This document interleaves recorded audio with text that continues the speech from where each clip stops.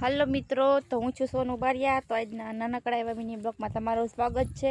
તો આજે હું તમને બતાવું તાજું તાજું બકાલું। જો કે રેકડીમાં આવતું હોય મિત્રો, એ પણ તાજું જ હોય, મતલબ વાડીમાંથી આવી ગયેલું જ બકાલું હોય। પણ આપણે જે હાથે વાવ્યું હોય ને, હાથે મતલબ આપણે જે વાવ્યું હોય ને પછી ઉગ્યું હોય, પછી માટે બી બકાલું આપણે ખાઈ તોડી એની કે અલગ જ મજા હોય।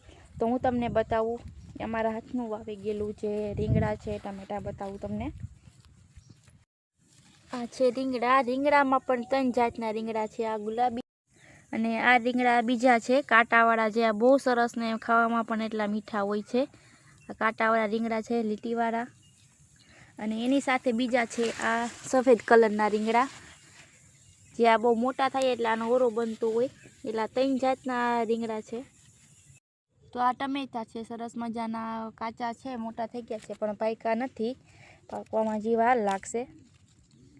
આપણા છે ટમેટા ના આ છે મરચી, કેવી સરસ મજાની જોઈએ મરચી પણ આ મોગીને આવી ગઈ છે।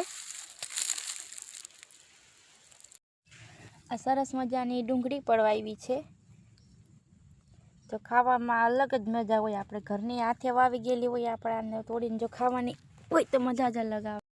આ ધાણા છે, કેવા સરસ મજાના ધાણા નીકળીને આવ્યા છે। ધાણા મારા ફેવરેટ છે, કેમ કે ધાણા વગર તો મતલબ ગમે આઈટમ તમે બનાવો અધૂરી જ છે બધી, એટલે ધાણા તો જરૂરી છે। આની સ્મેલ મતલબ એટલી સરસ આવે છે અહીંયાની પાસે બેસવામાં કે મતલબ અલગ જ છે બધી। અને આ છે મેથી। જો શિયાળામાં મેથી ન વાવી તો કાંઈ બકાલું હોય બધું વેસ્ટ છે, કેમ કે શિયાળામાં ભજીયા ખાવાની અલગ મજા હોય છે, જેના માટે આપણે મેથીની જરૂર પડે। મેથી વગર બધું અધૂરું છે। તો આપણે લીંબોડી પર વાવી હતી, પણ આમાં જો લીંબોડીમાં કે લીંબુ આવ્યા નથી હજી।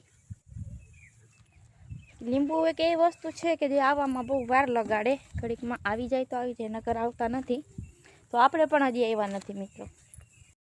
તો અમે ફૂલ પણ વાવ્યા છે, જોઈ લો કેવા સરસ મજાના ગોટા છે ફૂલના, જેને મિત્રો આના માતાજીના હાર પણ બનાવીને પહેરાવ્યા છે મેં।